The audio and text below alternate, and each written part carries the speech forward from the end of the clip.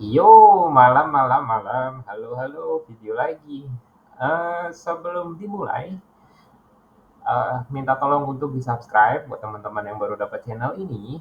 Yang kedua, buat teman-teman yang sudah subscribe, jangan lupa untuk komen ataupun like video ini supaya video ini dibaca sama algoritma YouTube. Gue minta tolong itu aja.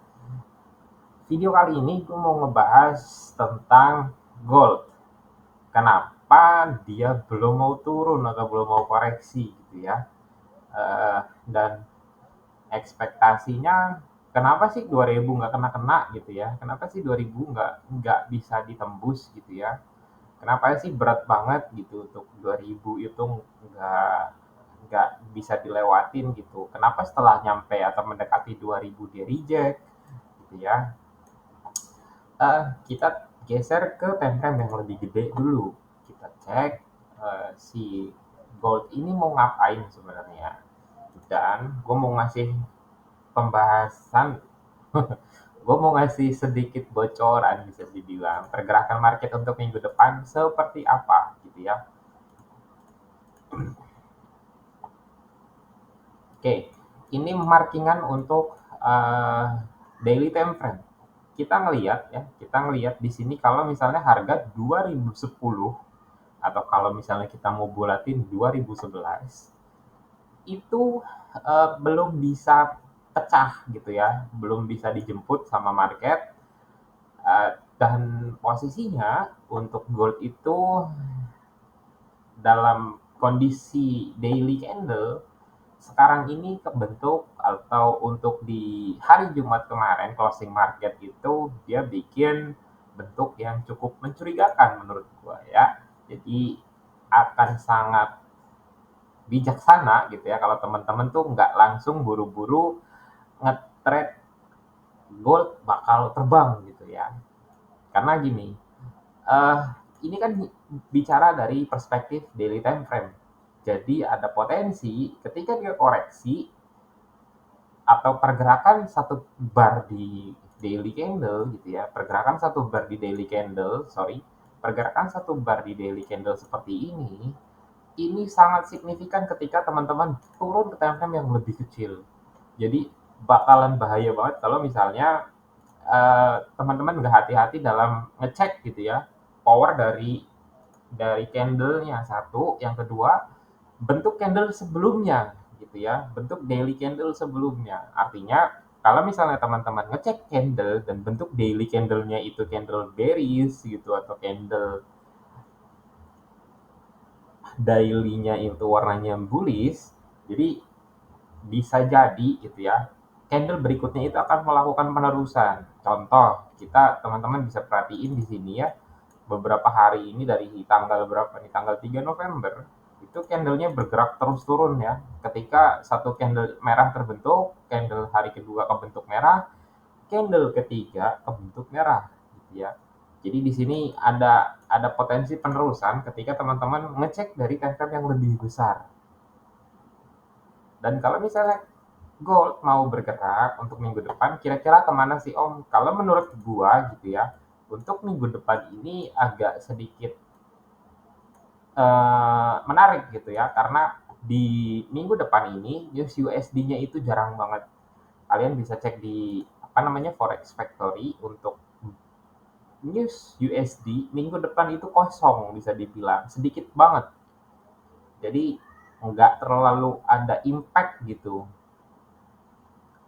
terkait pergerakan gold untuk si selama 1 minggu ke depan gitu. Jadi kemana sih gold mau bergerak? Nah, gue mau ngasih tahu kalau misalnya gold itu bakal bergerak itu hanya di area ini aja gold. Ini gue hapus semua, tapi untuk resisten harga ini ya, untuk resisten harga ini jangan dibuang karena ini patokannya kita nih untuk 2010-nya. Dan range-nya gold itu ya udah patokannya ini aja. Swing pentingnya untuk teman-teman trade selama 1 minggu ke depan itu dari sini ke sini ya. Swing pentingnya itu hanya ini. Jadi, teman-teman bisa cek ya, teman-teman bisa cek, ini adalah midzone dari, range yang terbentuk dari time frame daily, ya. Kita hapus, Fibo-nya, kemudian turun ke time frame H1. Kita udah patokin ya, untuk gold ya, untuk gold range-nya itu sebesar ini. Dan kalau misalnya gold mau turun atau koreksi, di mana kita bisa entry atau follow up? Ini ceritanya gitu ya. Ini ceritanya kalau teman-teman mau entry sell gold. Planningnya adalah kalau misalnya pergerakan news-nya atau efek dari news selama 1 minggu ke depan itu tidak terlalu berpengaruh ke gold, untuk USD terutama, maka skema pergerakan gold itu, satu, dia itu bisa jadi turun di sini dan respect meneruskan sampai dengan resisten ini ya di harga 1993, kemudian dia baru bikin breakout ke bawah. Kemungkinan dia itu hanya akan false breakout, bukan, sorry, dia akan breakout ke bawah, tapi abis breakout dia narik lagi ke atas, balik lagi. Baru kemungkinan dia akan turun untuk ambil demand yang ini. Itu pun kalau misalnya marketnya gold tidak tembus, ya demand ini tidak diambil sama market, karena ini demandnya cukup seger ya. Dari time frame H1 ini demandnya fresh, belum di touch sama sekali sama marketnya. Jadi akan sangat menarik ya, bakal sangat menarik kalau misalnya skema gold itu akan seperti ini gerakannya. Tapi kalau misalnya gold itu bergerak seperti ini ya, besok gitu melakukan penurunan terus-menerus gitu ya di time frame yang lebih kecil, turun menyentuh ini adalah potensi paling bagus untuk entry buy sebentar gitu ya, sebelum dia retrace ke sini dan bikin penurunan untuk nge-breakout si demand yang ini. Kenapa malah milih sell on? Karena strukturnya sudah pecah di time frame yang lebih kecil. Jadi ada kemungkinan dia akan nge-fill atau ngambil order demand yang ini. Gitu ya. Karena penjelasan berikutnya lagi adalah ini adalah mid dari daily range. Jadi, ketika market sudah turun di bawah daily range, artinya bagian atas dan bagian bawah gitu ya, di sini kemungkinan gold akan lebih turun dulu untuk ngambil harga diskon, demand diskon dari goldnya, gitu ya. Jadi dia akan terus naik, turun gitu ya, sorry. Kalau skema kedua, dia langsung breakout selama hari Senin dan Selasa, kemungkinan setelah nyampe di demand ini dia akan narik dulu sampai ke resisten, di channel trendline ini yang warna biru, gue ganti warna hitam kali ya biar seru. Ini gue ganti warna hitam. Oke. Nah, ketika si gold ini udah menyentuh demand area ini, besar kemungkinan dia akan retrace untuk narik ke atas dan persiapan untuk eh, turun lagi lebih dalam untuk ngambil demand yang di bawah gitu ya.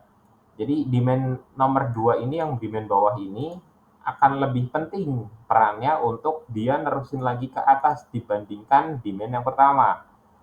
Kalau dicek di time frame daily, ya, kalau dicek di time frame daily, maka si range ini yang sekarang ini posisinya berada di premium atau di diskon dari pergerakan daily range yang ke atas ini gitu ya. Daily range yang ini kemudian dia ada koreksi dan ini ada potensi turun karena dia sudah di area diskon dari range yang turun ke bawah ini. Kalau misalnya dia bikin penerusan, berarti ya si area diskon ini nggak berlaku. Tapi karena bentuk daily candle-nya ini warnanya seperti ini dan bentuknya kayak gini, doji, ada kemungkinan dia bikin candle merah lagi di hari berikutnya, entah sama panjang gitu ya, entah sama panjang atau bisa langsung engulf ini candle gitu. atau mungkin dua candle di selama Senin dan Selasa. Jadi candle yang pertama hari Senin mungkin seperti ini,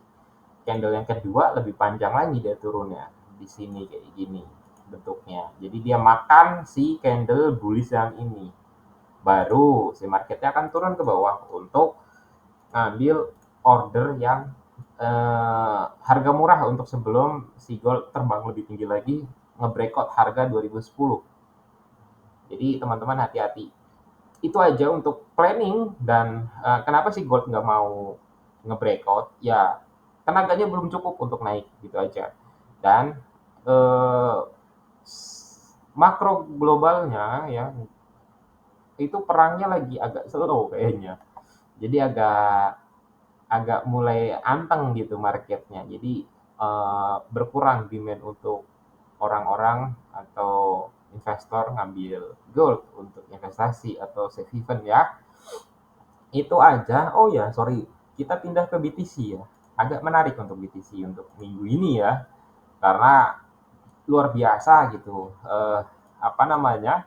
Pergerakannya. Dan teman-teman di hari apa gitu ya, gue sempat nge-share kalau misalnya BTC akan ada satu lagi fase koreksi, dan sekarang posisinya sudah ada di supply area dari time frame daily yang bisa dibilang menjadi patokan di Bitcoin atau market crypto yang lain. Daily itu menjadi patokan untuk pergerakan yang cukup signifikan di pergerakan-pergerakan berikutnya gitu ya. Jadi ini skemanya masih sama, gue pernah gambar dan pernah share di channel Telegram. Buat teman-teman yang belum join, silahkan join di channel Telegram, deskripsinya dicantumin gitu ya. Untuk channel Telegram ada di deskripsi, bisa dicek dan langsung join gratis. Pergerakan Bitcoin ada kemungkinan dia akan retrace di harga 40 ya, di harga 40, di harga 40 dia akan retrace atau mentok di harga 40 ya, di 45, di harga 45 USD kemungkinan dia akan retrace. Bahkan sebelum sampai 45 dia akan retrace, kemudian retrace-nya cukup dalam. Dan disinilah peluang terakhir kita selama untuk tahun 2023, peluang terakhir kita untuk beli Bitcoin. Kalau nggak beli, ya udah kalian hanya bisa ikut senang-senangnya aja, tapi nggak punya asetnya. Jadi hati-hati untuk Bitcoin. Buat teman-teman yang punya spotnya, bisa mulai nyicil ketika ada koreksi. Dan kalau dilihat dari candle ini, sudah ada rejection dari market gitu ya, turun, di push naik lagi gitu ya. Mereka yang nge-push karena mereka mau nyimpen gitu ya. Dan nanti ada yang ngambil take profit cukup signifikan karena mereka masuk di harga 20.000, 24, 27 dan seterusnya. Oke. Jadi ada peluang satu lagi koreksi di tahun ini 2023 sebelum uh, to the moon.